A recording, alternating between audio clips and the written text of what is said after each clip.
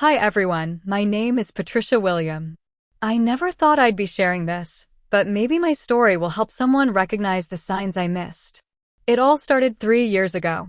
I was 28 and running my growing interior design firm when I first met Thomas.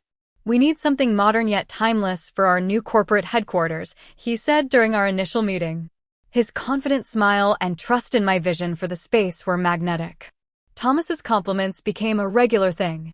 "Your eye for detail is incredible," he'd say, often lingering after project meetings. One coffee date turned into dinner, and before I knew it, we were inseparable.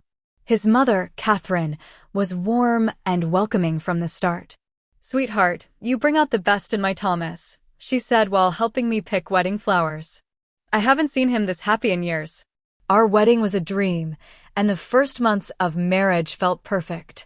Thomas showered me with thoughtful gifts and surprise weekend getaways. When I found out I was pregnant just 6 months after the wedding, his excitement seemed genuine. Catherine was over the moon. "We need the most magical nursery ever," she exclaimed, thumbing through design catalogs with me. But then little things started to change. Thomas's work meetings stretched later and later. Odd charges appeared on our credit card statements. "The market's been crazy," he explained casually. "Just some client entertainment expenses." My best friend Sarah noticed first. "Patricia, isn't it strange how he's never home for dinner anymore? And what about those late-night texts?" I defended him, brushing it off. "He's working hard for us." Even Catherine seemed uneasy. She'd give me concerned looks when Thomas showed up late to family dinners. His eyes glassy, his movements unsteady. But she never said anything directly.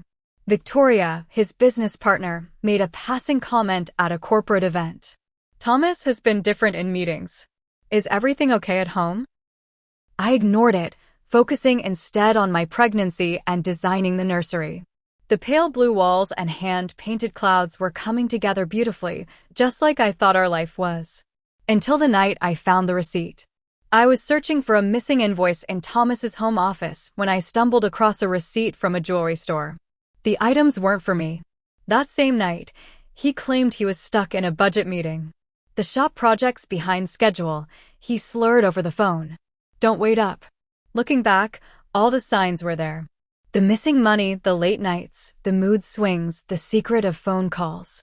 But love can blind you to the truth you don't want to face. My truth unraveled in the most heartbreaking way in a delivery room at 2 a.m. Contractions hit like a freight train. Sarah rushed me to the hospital, frantically trying to reach Thomas.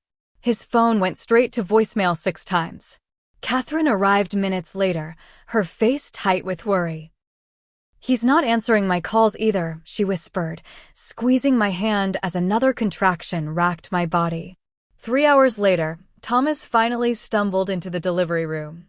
The sharp stench of alcohol announced his arrival before he even spoke. "Why is everyone being so dramatic?" "It's just a baby," he slurred, barely able to stand. The nurses exchanged uneasy glances. Dr. Chin stepped in, firm but composed. "Mr. William, if you can't compose yourself." A scream tore from my throat as another contraction hit. What happened next plays in slow motion in my mind. Thomas lurched forward, his face twisted with rage. "Shut up. You're embarrassing me." His hand struck my face before anyone could stop him. The room erupted. Security guards rushed in. Catherine's screams mixed with the shouts of the medical staff. "Get him out now," Dr. Chin commanded, her voice like steel. "That's my son," Catherine cried, grabbing his face. "Thomas, you're high. You just hit your wife in labor. Leave now." Thomas was dragged out, kicking and shouting. The next 2 hours were a haze of pain, tears, and sheer determination. At 7:43 a.m., Alexander James William entered the world, perfect despite the chaos that had preceded his arrival. As I recovered in the hospital, Catherine went to our house to gather some essentials.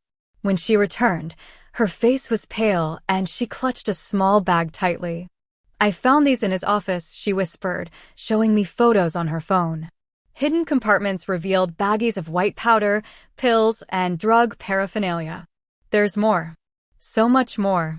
The truth hit me harder than Thomas's slap ever had. The missing money, the erratic behavior, the late nights, it all made terrible sense. 3 days later, Catherine and I confronted him. She insisted on being there, and thank God she was. You went through my private things. Thomas's eyes were wild, unfocused. You had no right. You're an addict, Thomas. Catherine's voice cracked with pain. You need help. His face twisted with rage as he lunged forward, knocking his desk chair to the floor. You're both crazy. This is my house, my life. You hit your wife while she was giving birth to your son, Catherine snapped, stepping between us as he advanced. Get out, both of you. With one violent sweep of his arm, Thomas sent everything on his desk crashing to the floor. The sound of shattering glass punctuated his fury. I clutched the photos Catherine had taken. Proof of his addiction. Proof I wasn't imagining things. Proof that my seemingly perfect life had been built on lies. The security cameras caught everything. His aggression, his obvious intoxication, his threats. Catherine insisted we file a report that night. I love my son, she said later, cradling baby Alex as I packed a bag of essentials. But I won't let him hurt you or this precious boy. We need to plan carefully, Patricia. This is just the beginning. Looking at my newborn son, I felt a shift inside me. Fear hardened into determination. Thomas didn't know it yet, but his empire of lies was about to crumble. I just had to be smart about how I dismantled it. The first 2 months with Alex were a blur of sleepless nights and constant vigilance. Thomas's behavior grew increasingly erratic, but I knew I couldn't act until I had undeniable proof. That proof arrived one rainy afternoon in the form of Victoria Hayes, his business partner. We need to talk, she whispered, her hands trembling as we met at a small cafe 3 towns over. Not here. We're not safe here. Victoria pulled out a folder and laid it on the table. Look at these contracts, she said, her voice shaking. The signatures don't match, and these vendor payments, they're going to shell companies Thomas created. My stomach turned as she showed me spreadsheet after spreadsheet. Millions of dollars were missing, traced to accounts I didn't recognize. He's selling company assets behind my back, she said, tears welling up. Last week, I caught him making a drug deal in the parking garage. When he saw me, he said he'd destroy me if I told anyone. Back home, I started digging. Catherine watched Alex while I combed through Thomas's office at night. The evidence was staggering. Your client, the Hendersons, their $50,000 deposit never made it to your business account, Catherine said, showing me bank records Thomas had intercepted. One night, I found his burner phone. The messages made my stomach turn. Exchanges with drug dealers, explicit texts with multiple women, including clients I recognized. Just closed another deal with Mrs. Peterson, one message read. The stupid expletive thinks she's getting a penthouse renovation. Her husband's money will keep us in powder for months. Victoria called me at midnight, sobbing. The company is weeks away from bankruptcy. Thomas just emptied our emergency reserves. I installed hidden cameras in his office.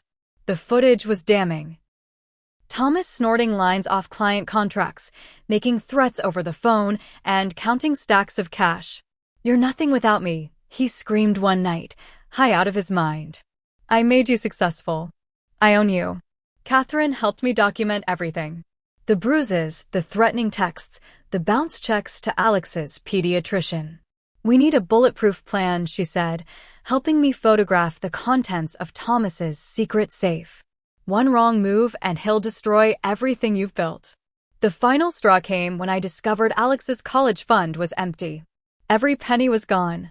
I had some business opportunities, Thomas smirked when I confronted him. The kid's barely 2 months old. Plenty of time to rebuild it. Catherine helped me set up secret bank accounts, while Victoria rallied board members who already suspected something was wrong. Tomorrow morning, everything changes, Victoria promised. The board meeting will expose it all. Be ready.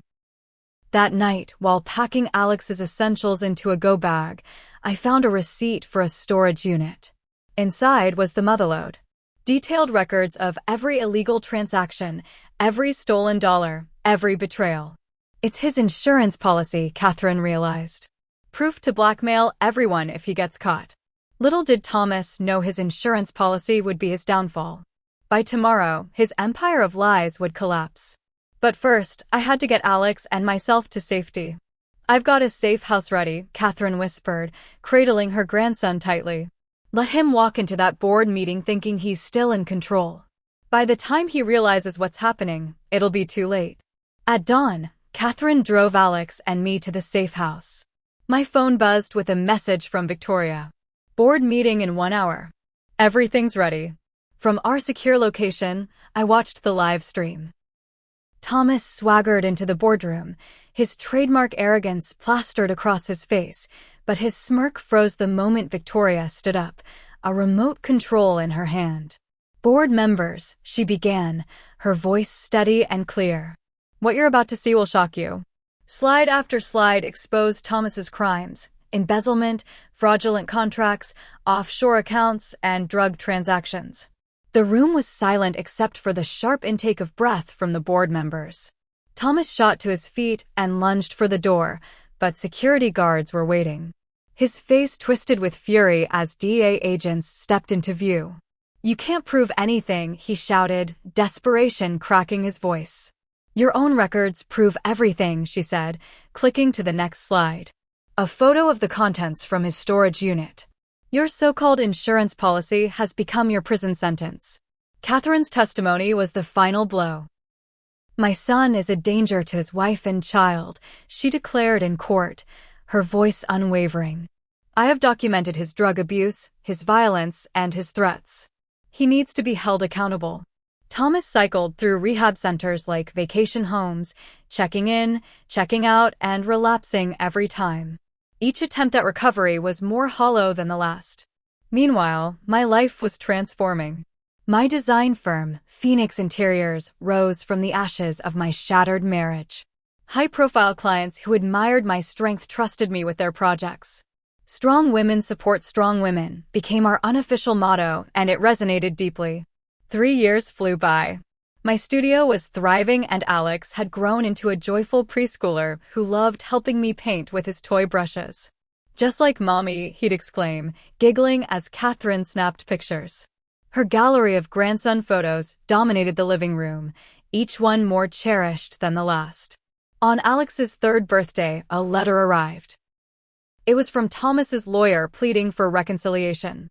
"I've changed," the letter claimed. "I deserve another chance." I didn't even finish reading it. Instead, I fed it into the bonfire at Alex's party, watching the words crumble into ash. Inside, Alex blew out his candles, surrounded by love and laughter, genuine happiness. In the background, the TV played breaking news. Former CEO Thomas Williams sentenced for fraud, embezzlement, and drug trafficking. "Make a wish, sweetheart," Catherine said, holding Alex up to his cake.